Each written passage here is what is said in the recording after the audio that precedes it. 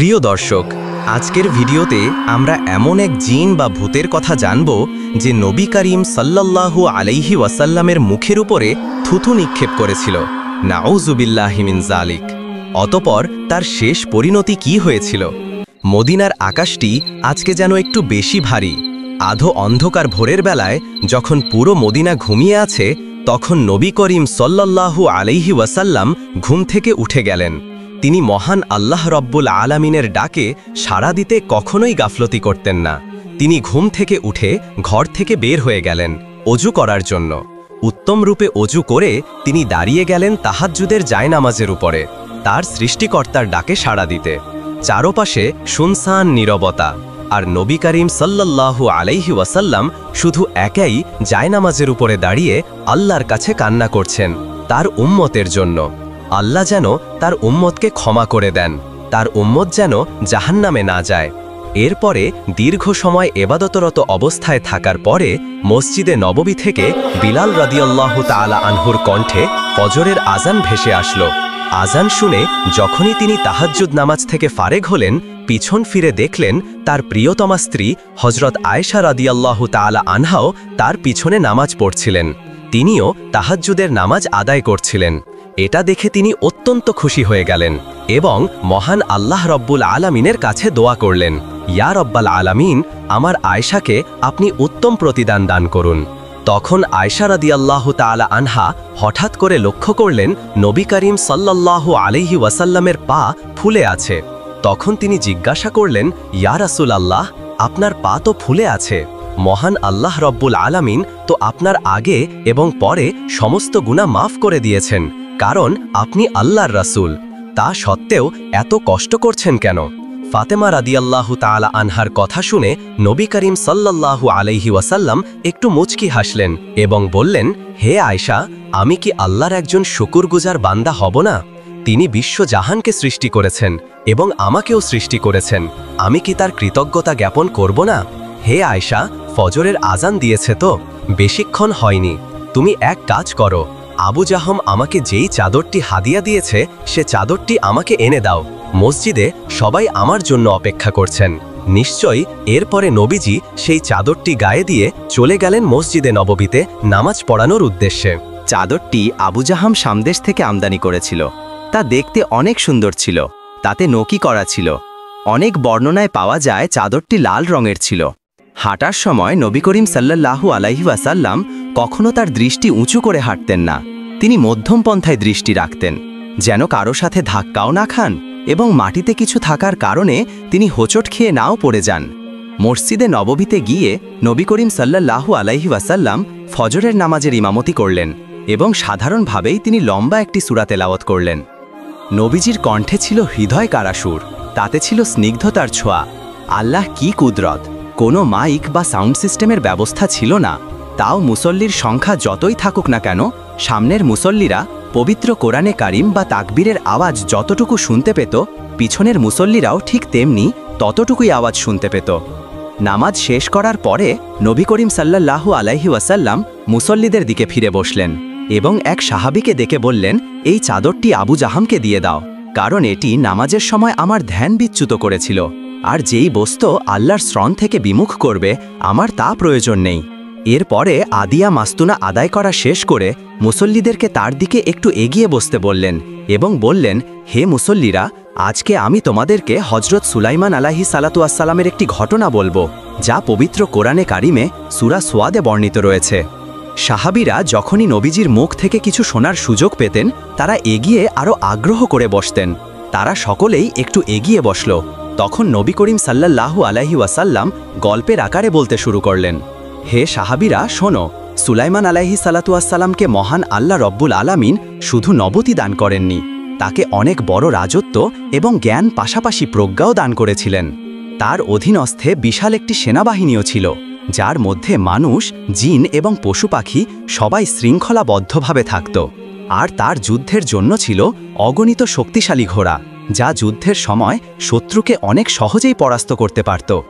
একদিন বিকেলবেলায় সুলাইমান আলাইহিস সালাতু ওয়াস সালাম তার সেনাবাহিনীর জন্য প্রস্তুত করা সুন্দর এবং দ্রুতগামী ঘোড়াগুলো দেখতে চাইলেন। সম্ভবত তিনি কোনো যুদ্ধের প্রস্তুতি নিচ্ছিলেন। তাই খাদেমদেরকে তার আস্তাবল্য থেকে ঘোড়াগুলো আনতে বললেন। এগুলো অনেক দ্রুতগামী ঘোড়া ছিল, যা যুদ্ধের সময় ঝড়ের বেগে দৌড়াত। কিছু কিছু দুর্বল বর্ণনায় পাওয়া যায় সেই ঘোড়াগুলোর মধ্যে কিছু সংখ্যক ঘোড়া ডানা বিশিষ্ট ছিল, যা প্রয়োজনবশত সময়কালে আকাশে উঠতে পারত।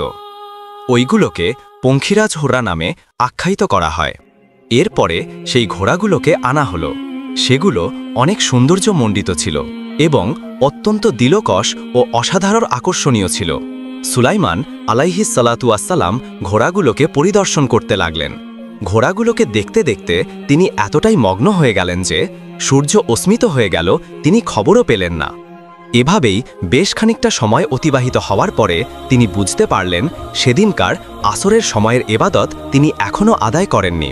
তিনি তখন অত্যন্ত মর্মাহত হলেন এবং দুঃখ প্রকাশ করলেন এবং অস্ত্রসিক্ত ভেজা চোখে বলতে লাগলেন, এই ঘোড়াগুলোকে আমি ভালোবাসি শুধু মহান আল্লাহ রব্বুল আলামিনের জন্য, কারণ এগুলো জিহাদের কাজে লাগত এবং জিহাদ শুধু স্রষ্টার সন্তুষ্টির জন্য।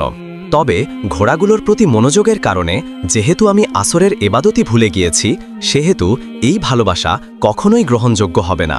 তখন তিনি আর বিলম্ব করলেন না, সাথে সাথেই পদক্ষেপ নিলেন এবং তিনি তার খাদেমদেরকে ঘোড়াগুলো পুনরায় আবার তার কাছে আনতে বললেন। অতপর ঘোড়াগুলোকে যখন আনা হলো, তখন সেগুলোকে মহান আল্লাহ রব্বুল আলামিনের দরবারে তিনি কোরবানি করে দিলেন। পবিত্র কোরআনে কারিমের বর্ণনায় পাওয়া যায় তিনি সেই ঘোড়াগুলোর পায়ের রগ এবং গলা কেটে দিলেন।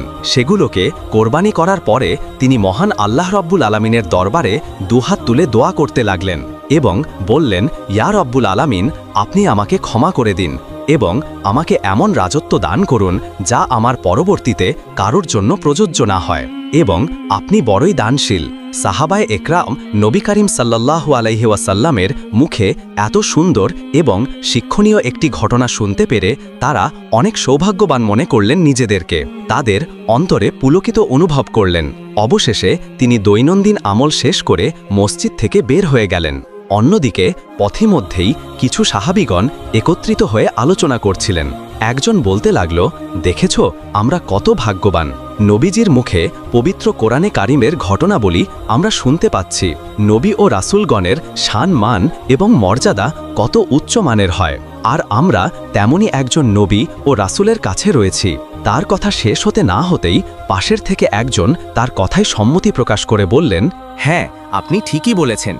যেমন হজরত ইব্রাহিম আলাইহিস সালাতু ওয়াসসালামকে মহান আল্লাহ রব্বুল আলামিন খলিল হিসাবে গ্রহণ করেছেন এবং মুসা আলাইহিস সালাতু ওয়াসসালাম মহান আল্লাহ রব্বুল আলামিনের সাথে সরাসরি কথা বলেছেন, যার কারণে তাকে কালিমুল্লাহ বলা হয়, এবং হজরত ঈসা আলাইহিস সালাতু ওয়াসসালামকে মহান আল্লাহ রব্বুল আলামিন পিতা ছাড়াই জন্ম দিয়েছেন, যার কারণে তাকে রুহুল্লাহ বলা হয়।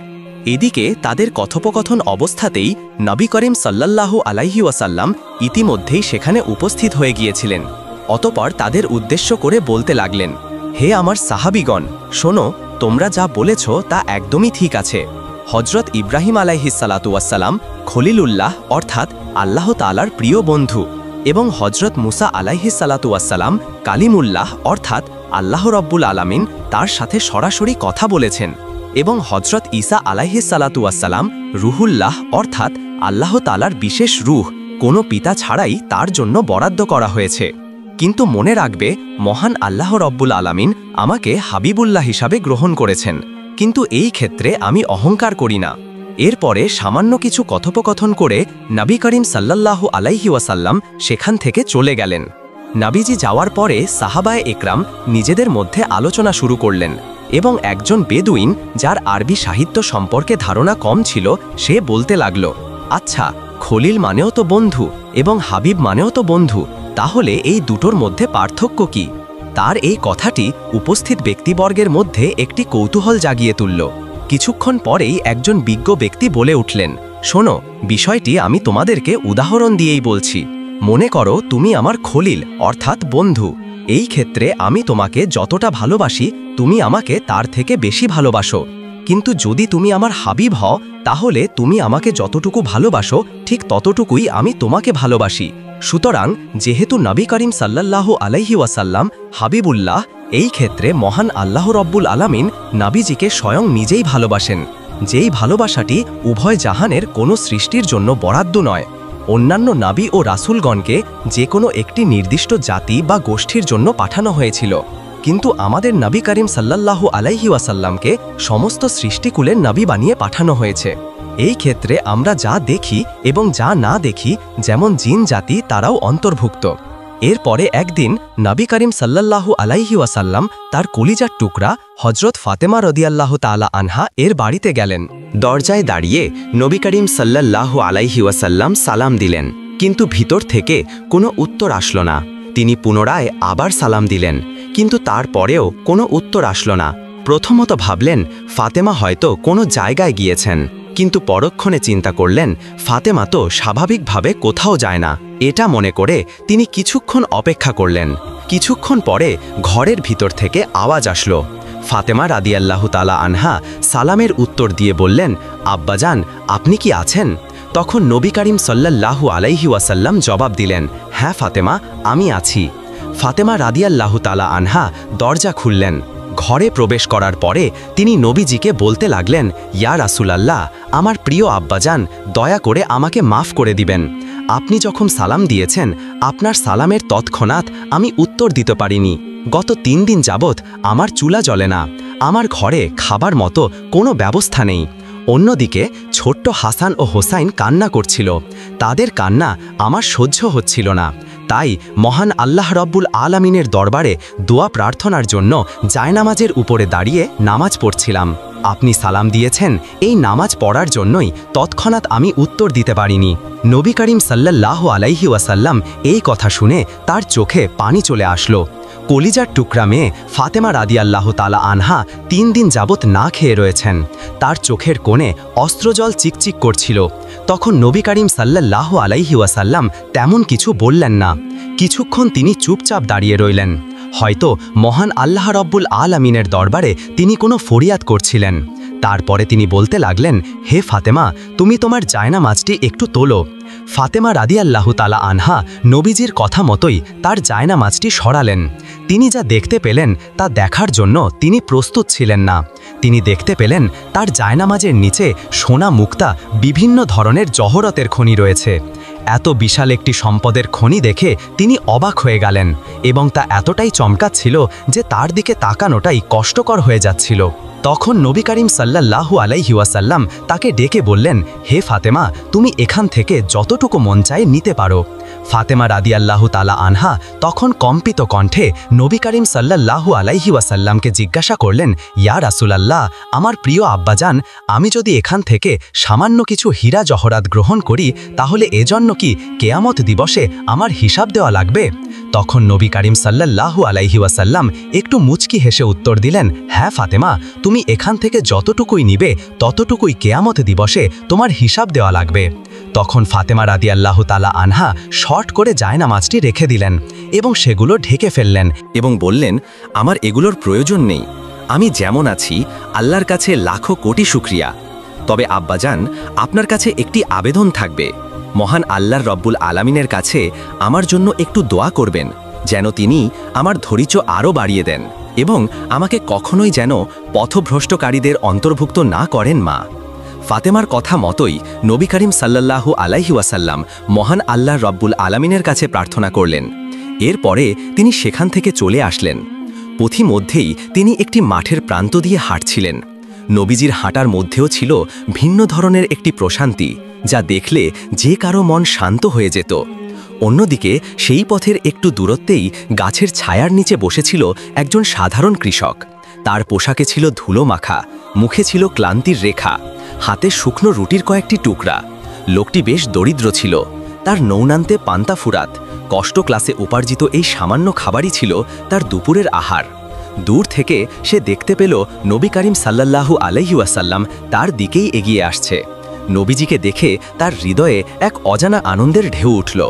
তখন সে মনে মনে ভাবতে লাগল, আমি যদি নবী করিম সাল্লাল্লাহু আলাইহি ওয়াসাল্লামের খেদমত করতে পারি, তাহলে নিশ্চয়ই এর ভিতরে কল্যাণ নিহিত রয়েছে। কিন্তু তার মনে একটি দ্বিধা কাজ করছিল যে আমি তো অনেক গরিব, সামান্য একটু রুটি খাচ্ছি, তাও শুকনো রুটি, কোনো ভাজি বা কোনো তরকারি ছাড়া। এত শুকনো রুটি কি নবীজি খাবেন? এমন ৮ পাশ ভাবতে ভাবতেই নবী করিম সাল্লাল্লাহু আলাইহি ওয়াসাল্লাম সেখানে পৌঁছে গেলেন। তখন সে কৃষক দাঁড়িয়ে গেল সম্মানের জন্য এবং নবীজিকে সালাম জানালো। নবীজি সালামের উত্তর দিলেন।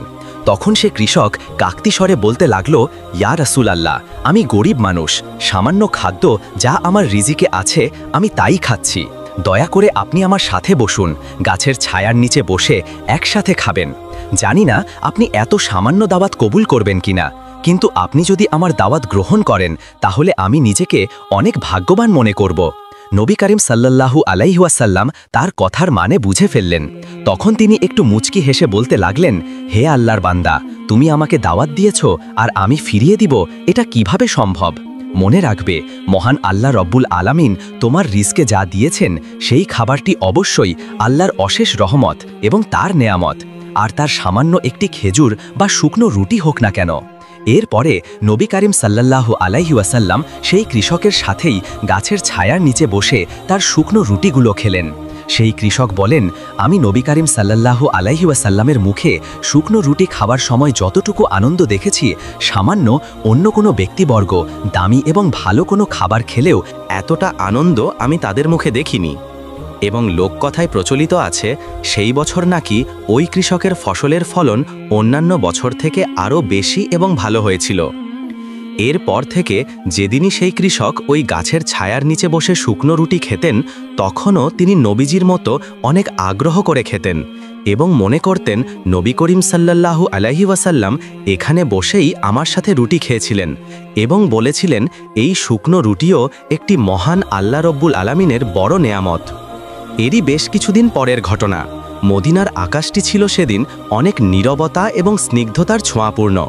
আকাশে ঘন তারাগুলো ঝলমল করছিল এবং চাঁদটিও বেশ উজ্জ্বলময় ছিল। তার ভিতরে একদল ইসলামী কাফেলা হালকা কদমে সেখান দিয়েই হাঁটছিল। তাদের মধ্যে ছিলেন হজরত আবদুল্লাহ ইবনে মাসুদ রাদিয়াল্লাহু তাআলা আনহু। তারা মূলত বিশ্বনবী হজরত মোহাম্মদ সাল্লাল্লাহু আলাইহি ওয়াসাল্লামের সঙ্গে দেখা করতে যাচ্ছিল। বেশ খানিকটা পথ হাঁটার পরে তারা একটি জায়গায় বিশ্রামের জন্য বসল। তখন সফর সঙ্গীদের মধ্যে থেকেই একজন বলে উঠল, হে আবদুল্লাহ ইবনে মাসুদ, আমি শুনেছি মোহাম্মদ সাল্লাল্লাহু আলাইহি ওয়াসাল্লাম বিশ্ব নবী, অর্থাৎ সমস্ত সৃষ্টিকুলের জন্যই তিনি রহমত। তাহলে কি গাছপালা, পশু পাখি, এমনকি জিনজাতির জন্যও তিনি রহমত স্বরূপ, অর্থাৎ তাদের নবী? তাহলে জিনজাতির মধ্যেও কি মুসলমান রয়েছে?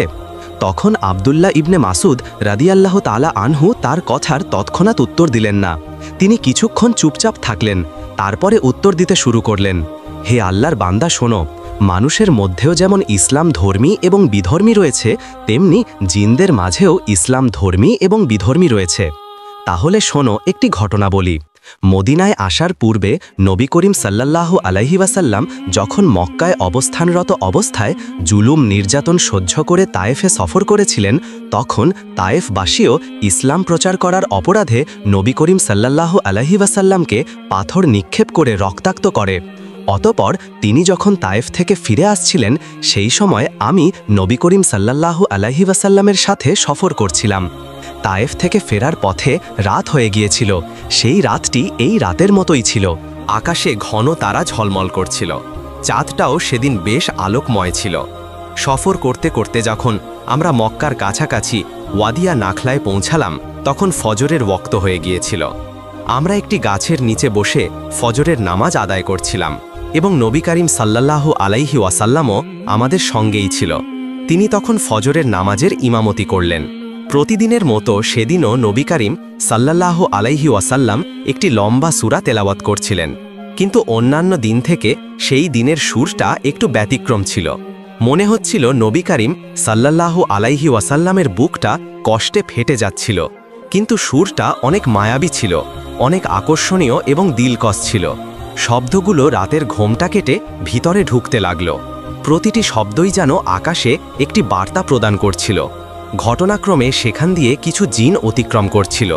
তারা মানুষের দৃষ্টি এড়িয়ে চলাফেরা করে, কিন্তু মানুষের কথা শ্রবণ করার ক্ষমতা মহান আল্লাহ রব্বুল আলামিন তাদেরকে দিয়েছেন।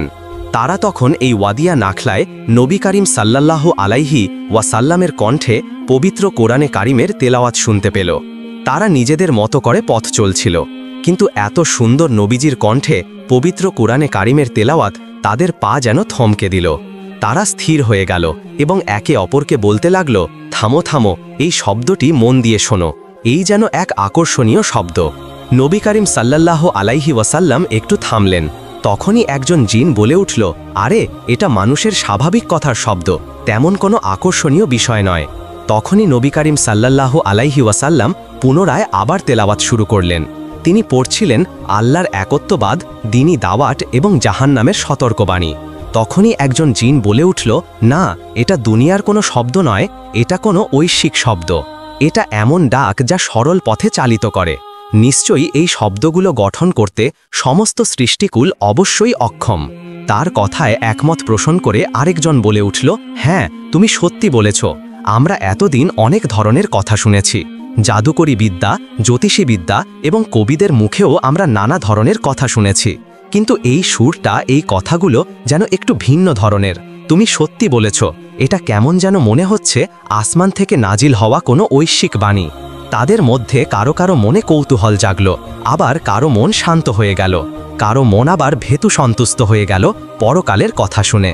অতপর নামাজ শেষ করে যখন নবী করিম সাল্লাল্লাহু আলাইহি ওয়াসাল্লাম এবং আমরা অল্প কিছু সংখ্যক সাহাবীগণ বিশ্রামের জন্য এবং আদিয়া মাসুনা আদায় করার জন্য বসলাম, তখনই সেই জিনগুলো নবী করিম সাল্লাল্লাহু আলাইহি ওয়াসাল্লামের কাছে এসে হাজির হলো, কিন্তু আমরা তাদেরকে দেখতে পাচ্ছিলাম না। প্রাথমিক পর্যায়ে শুধু নবী করিম সাল্লাল্লাহু আলাইহি ওয়াসাল্লাম নিজেই দেখছিলেন।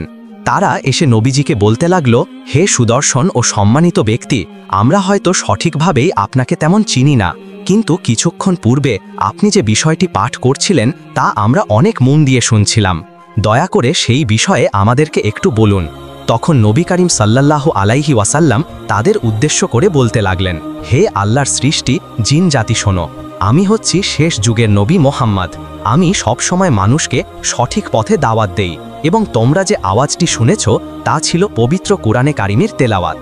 সেটা মহান আল্লাহ রব্বুল আলামিনের পক্ষ থেকে আমার উপরে নাজিল করা হয়েছে মানুষের হেদায়েতের জন্য। তখনই একজন জিন পুলকিত কণ্ঠে বলতে লাগল, হে আল্লাহর রাসূল, আমরা ইতিপূর্বে অনেক জাদুবিদ্যা, জ্যোতিষীবিদ্যা ও অনেক কবিদের থেকেও বিভিন্ন ধরনের বাকপটুতাও শুনেছি, কিন্তু আপনার থেকে পঠিত পবিত্র কোরআনে কারিমের তেলাওয়াত একটু ভিন্ন ধরনের ছিল, অনেক আকর্ষণীয় ছিল, এটা আমাদের মন কেড়েছে। তখন নবী করিম সাল্লাল্লাহু আলাইহি ওয়াসাল্লাম তাদেরকে ইসলামের দাওয়াত দিলেন, এবং তখনই আমরা সেই জিন জাতিদেরকে দেখতে পাচ্ছিলাম। তারা ইসলাম ও নবীজির দাওয়াত গ্রহণ করে বলতে লাগল, হে আল্লাহর রাসূল, আমরা ঈমান আনলাম এবং আমরা বিশ্বাস স্থাপন করলাম আপনার ওপরে এবং মহান আল্লাহ রব্বুল আলামিনের ওপরে, এবং আমরা সাক্ষ্য দিচ্ছি ওই সমস্ত বিষয়ের সত্যতার ব্যাপারে যেগুলো আপনি আমাদেরকে জানিয়েছেন, এবং আমরা প্রতিশ্রুতি করে যাচ্ছি আমরা আমাদের জাতির মধ্যে এই ইসলামের দাওয়াত অবশ্যই ছড়িয়ে দেব। এরপরে সেই জিনজাতি সেখান থেকে চলে যায় এবং তাদের সম্প্রদায়ের সকলের মাঝেই তারা ইসলামের দাওয়াত পৌঁছে দেয়। এই ঘটনা শেষ করে তারা পুনরায় পথ চলতে শুরু করে। অন্যদিকে যখন জিনজাতি ইসলামের দাওয়াত দিচ্ছিল, তখন মানুষের মতোই কয়েকটি জিন ইসলামের বিরোধিতা করল এবং সত্যের পথ সেটি গ্রহণ করল না, এবং অনেকেই নবী করিম সাল্লাল্লাহু আলাইহি ওয়াসাল্লামের ওপরে প্রচণ্ড ক্ষিপ্ত হয়ে পড়ে। অনেকে তো নবীজির ওপরে আক্রমণও করেছিল, কিন্তু মহান আল্লাহ রব্বুল আলামিনের রহমত ও বরকতের ফলে তারা নবীজির কোনো ক্ষতি করতে পারেনি। এরই বেশ কিছুদিন পরের ঘটনা। মদিনার আকাশে স্নিগ্ধতা ছড়িয়ে পড়ল, আকাশের চাঁদ মৃদুভাবে আলো দিচ্ছিল। নবী করিম সাল্লাল্লাহু আলাইহি ওয়াসাল্লাম গভীর রাত্রে একা একাই মসজিদে নববীতে বসে ইবাদত করছিলেন। মহান আল্লাহ রব্বুল আলামিনের দিকে অন্তরটি দিয়ে তিনি গভীর ইবাদতের মগ্নে ডুবেছিলেন। নামাজ চলাকালীন সময় হঠাৎ সামনে থেকে একটি অদৃশ্য শক্তি উপস্থিত হল। নবী করিম সাল্লাল্লাহু আলাইহি ওয়াসাল্লাম সেই দিকে কোনো ভ্রুক্ষেপও করলেন না, মনে হচ্ছিল তিনি দেখতে পাননি। তখন সেই অদৃশ্য শক্তি থেকে এক ঝাপটা বাতাস এলো, তাও নবীজির কোনো ধ্যান সেদিকে গেল না। এটা ছিল একটি দুষ্টু জিন, যে ভূতের রূপে নবী করিম সাল্লাল্লাহু আলাইহি ওয়াসাল্লামের সামনে এসে উপস্থিত হল। যখন সে দেখতে পেল নবীজির ধ্যান কিছুতেই তার ইবাদত থেকে বিচ্যুত হচ্ছে না, তখন সে নবী করিম সাল্লাল্লাহু আলাইহি ওয়াসাল্লামের মুখের ওপরে থুতু নিক্ষেপ করে। নাউযুবিল্লাহি মিন যালিক। কাজটি করার সাথে সাথে পুরো দুনিয়া যেন থমকে গেল, আরশটা যেন কেঁপে উঠল, সাতটি আসমান যেন ভয়ে থরথর করে কাঁপতে লাগল। তখনই সেই ভূত নামক জিনটি আর নড়তে পারল না, তার পাটা সেখানেই আটকে গেল। অবশেষে নবী করিম সাল্লাল্লাহু আলাইহি ওয়াসাল্লাম যখন নামাজ থেকে ফারেগ হলেন তখনই সেই ভূত সেখান থেকে পালাতে চেষ্টা করে এবং অদৃশ্য হয়ে যেতে চেষ্টা করে। কিন্তু নবী করিম সাল্লাল্লাহু আলাইহি ওয়াসাল্লামকে মহান আল্লাহ রব্বুল আলামিন একটি বিশেষ ক্ষমতা প্রদান করেছিলেন, যার কারণে সে সাথে সাথে সেই জিনটি ধরে ফেলে। তৎক্ষণাৎই নবী করিম সাল্লাল্লাহু আলাইহি ওয়াসাল্লাম তার গলা চেপে ধরে। নবীজির ইচ্ছা ছিল তাকে মসজিদে নববীর স্তম্ভের সাথে বেঁধে রাখবেন, যেন তাকে সমস্ত মুসলমান দেখতে পারে।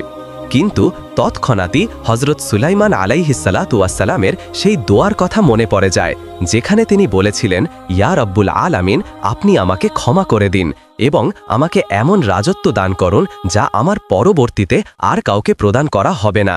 যার কারণে বিশাল রাজত্ব দেওয়ার পাশাপাশি তাকে জিন জাতিকে বশীকরণেরও ক্ষমতা দেওয়া হয়েছিল। তখন তিনি বলতে লাগলেন, আল্লাহর কসম, সুলাইমান আলাইহিসসালাতু ওয়াসসালাম যদি মহান আল্লাহ রব্বুল আলামিনের কাছে প্রার্থনা না করতেন, তাহলে আজকে তোমাকে আমি মসজিদের স্তম্ভের সাথে বেঁধে রাখতাম, যেন ফজরের নামাজ আদায় করতে এসে সমস্ত মুসলমান তোমাকে দেখতে পারে এবং দিনের বেলায় মদিনার শিশুরা যেন তোমাকে নিয়ে খেলা করে। এই বলে ধিক্কার দিয়ে নবী করিম সাল্লাল্লাহু আলাইহি ওয়াসাল্লাম সেই দুষ্টু শয়তানটিকে সেখান থেকে তাড়িয়ে দেন। অতঃপর ফজরের নামাজের সময় যখন সকল মুসল্লিরা উপস্থিত হল, তখন নবী করিম সাল্লাল্লাহু আলাইহি ওয়াসাল্লাম এই বিষয়টি তাদের সকলের কাছে খুলে বললেন এবং এটিও বললেন, আমি যখন শয়তানের গলা চেপে ধরেছিলাম তখন তার জিহ্বার শীতলতা আমার হাতে অনুভব করেছিলাম।